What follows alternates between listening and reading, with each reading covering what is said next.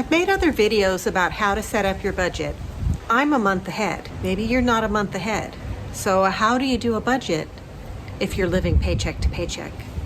And what do you do on the weeks that you're not making as much as you need to cover your expenses? I'm gonna tackle that today, and I'm gonna help because you can climb out of this. Step one, let's figure out how much money we have in our accounts and how much we're gonna get this week. So tally up anything you can sell, any extra money you can make, whatever reserves you have in the checking account, if any. Just you've gotta see where you're at and what you're dealing with. You've gotta figure out how much you have to work with this week. That's step one. Step two, you have to figure out what's due this week and what's the most important. How do you determine what makes the list and what doesn't? Okay, number one, you don't wanna lose your home. So if your rent is due or if your car payment's due, that'll get you to work. You've got to keep your car and you've got to keep your house. Number one, you've got to keep your home. You've got to keep your shelter. Whatever you need to do to get your rent paid, that's the first thing you do. Anything after that is secondary. So number one, get your housing squared away. And if you're late on the rent, they start adding gigantic fees to it immediately, and they'll start to evict you very soon after that. They don't give you a lot of time. So you've got to cover the rent first. That is number one before anything else. A very close second is keeping your car. If you need your car to get to work, you've got to keep a car. Otherwise, you're going to have trouble keeping your job. And if you have trouble keeping your job, then you have trouble making money. So you've got to make sure that you're not going to lose your car. So if you have a car payment, you've got to pay that next. If your car payment is more than you can afford, consider selling your car if you can. If you have any equity in the car at all, consider selling it and getting a beater or taking the bus. But you've got to keep being able to go to work. So you've got to keep your car and you've got to put gas in it. You don't have to have a full tank, but you have to have enough gas to get through this week. So that's number two. Number three, you need to keep the lights on. You need to keep the heat on. You need to keep the place habitable. If you're in a place that gets very cold in the winter, you're going to need to be able to keep the place warm. So utilities are going to be next. These things are fixed expenses. So you need to cover the utilities and things like that. If food is tight, food banks are available. Most of them don't require any income proof, and it's not what we want to do, but it is something that's available to you. A lot of churches offer free food. Okay, next, let's take a look at all of our fixed expenses.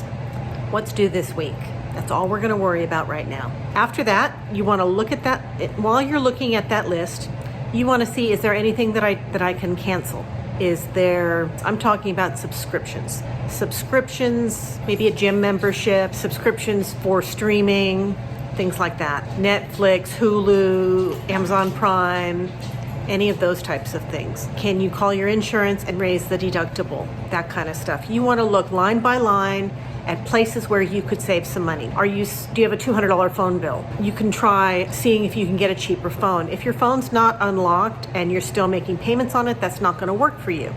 But if you have an old plan and your phone's already paid off and you can get it unlocked, then Mint Mobile is very cheap. There's a lot of different phone plans that are very inexpensive. You want to look line by line at everything that you're paying on all of your necessities and see if there's any way that you can make them cheaper. So this week, when we don't have enough money to cover all of our bills, we're going to look at how can we eliminate some of these bills. After we've done that and we've eliminated anything that we can, the next place that you can work on is, how can I make more money? Do you need a different job? Do you need a side hustle? Do you need to sell things around the house? Is there anything that you bought on Amazon or at Walmart that you can take back for cash or a credit? Anything that you can return that you don't need, take it back. Anything that you can sell that has value that you don't need, sell it. If your car payment is too high, you need to be very proactive now and don't let the situation get worse. If you need another job, it's time to start looking. It's not time to hope that next week will be better. Now, if next week is better, that's great, but you don't want to be in this position again next week. Really, as hard as it is, there's only two things you can do.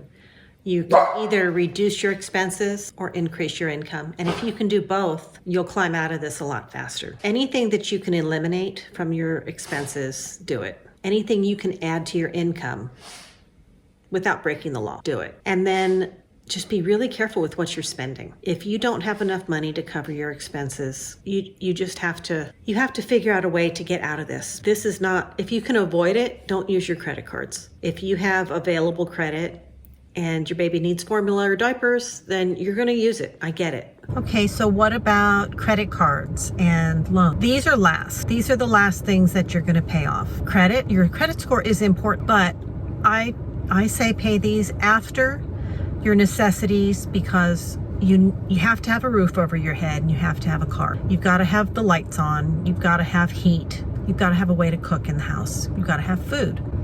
Those are all basic necessities. What I would do with the credit next is I would not call them, because if you call them, they're going to close your accounts or they're going to lower your limits. If you can make the minimum payments, make them. If you can't make the minimum payment, then it may be time to decide which ones you're going to continue paying and which ones you can't afford to pay. I would take a look at them. Look at the ones that have available credit. You want to keep those if at all possible. If you're maxed out on one and it's new, that would be the bottom of the list. Because if you have to choose whether to keep some or lose some, the ones that you want to keep are the oldest ones. The oldest ones with the highest limit, those make the most difference on your credit. So you're going to want to keep those if at all possible. If you can't, you can't. If you can't pay the credit cards, then they're not going to come and take anything from you. If you can't pay your home or your rent, they're going to kick you out and you're not going to have a home. If you can't pay your car, they're going to come and get your car. If you have any other loans that are secured, you want to pay those first, because they'll come and take things from you. If you have like a motorcycle loan or any type of home or secured loan, you want to pay those before you pay credit cards. I'm not saying don't pay your credit cards. If you don't have the money, you don't have the money though. You can make deals with them later once you get back on your feet, but for right now, you're in survival mode. So you need to keep your home, you need to keep the roof over your head, and you need to keep food in your belly. You need to keep your car rolling. You got to pay insurance. If you don't pay the insurance and you get in an accident, it just makes the problem 10 times worse. So those are things that you have to pay before you pay for credit cards. Some people will use the credit cards in an emergency situation and kind of a credit card float. It's risky. I've done it. It just makes it worse. If you think that the problem is temporary, then I'm not going to tell you not to do it when I've done it myself. If you have somebody that's willing to help you and you're committed to paying them back, then that's an option too. It's not one that I like. I hate the way it feels when I owe somebody, but basically you need to do whatever you need to do to get this done. But credit cards, I think, would be last. They're unsecured debt, so they're not going to come after you. Now, can they get a judgment against you? In some states, yes. Not in all. Some states, no. So you may want to check the laws in your state and see what the rules are around creditors. The other thing with getting evicted is they can and will get a judgment against you, and they can garnish your wages. That's the other reason you want to pay your rent or your mortgage sooner rather than later, because the trouble that they will cause you just becomes exponentially bad. So you definitely want to take care of them first. Credit cards you can revisit later when you're making more money. You can settle, you can make deals with them later, you can make payments later. Rent and mortgage, they're not very lenient. They will take action against you fairly quickly, especially rent. And so that's why you want to same thing with the car. You don't want to have to worry about your car getting repossessed while you're at work or while you're sleeping at night. You don't want to worry about hiding your car, because they'll find it. But anything that you can do, anything you can cancel, return, sell, that's going to be the quickest way out of this. If you can get enough money to cover the bills week to week, then you can start scraping and clawing your way out of the money pit that you're in. And if you can just start saving just a little bit to get ahead, the sooner you can get ahead of it, the easier everything gets. Once you can get a month ahead, then everything starts rolling, and it just starts getting easier from there. But it can be done. So I know you can do this, but you just have to believe it. You have to believe it, and you just have to do everything possible to get out of this cycle. I have an embarrassing story from when I was in my early 20s. I had had my first baby. I was married. We had one car.